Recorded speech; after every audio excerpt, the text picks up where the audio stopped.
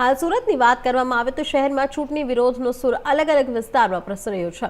સુરતના ward number 10માં સ્થાનિકોનો વિરોધ છે। અડાજડા ગામ અને ઈચ્છાપોર ગામના લોકો દ્વારા કરવામાં આવ્યો વિરોધ। ધારાસભ્ય પૂર્ણેશ મોદી મધ્યસ્થ કાર્યાલય પહોંચી કાર્યકર્તાઓને સમજાવવાનો પ્રયાસ કરી રહ્યા છે।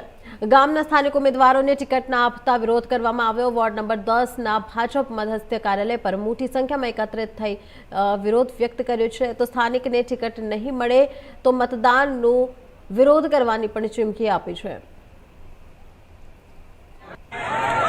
ભરતભાઈ પટેલ। ભરતભાઈ ક્યાં રહેવાનું? પાલગામ જલારામ મંદિર। કઈ જગ્યા પર ઊભા છો? શેનો વિરોધ કરી રહ્યા છો?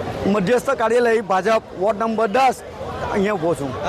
કેટલા લોકો અત્યારે વિરોધ કરવા માટે? અત્યારે ઓછામાં ઓછા 300 માણસ। કેમ વિરોધ કરવો પડ્યો? વિરોધ કરવો પડે કે અમારા બક્ષીપંચ મોરચાને કે કઈ બક્ષીપંચ મોરચાને ટિકિટ નહીં આપી એટલે અમારો વિરોધ કરવો પડે ને અમારો વિરોધ થયો છે। કઈ રીતનો મતદાનના દિવસે વિરોધ હશે? મતદાનના દિવસે અમે કોઈ બી ટેબલ મૂકવાના નથી। અમે સમજી લેજો, એક બી ટેબલ ઉખાડીને ફેંકી દઉં અમે। આ નિર્ણય કેમ લેવો પડે? નિર્ણય લેવો પડે કે અમને બાકાત કર્યા છે।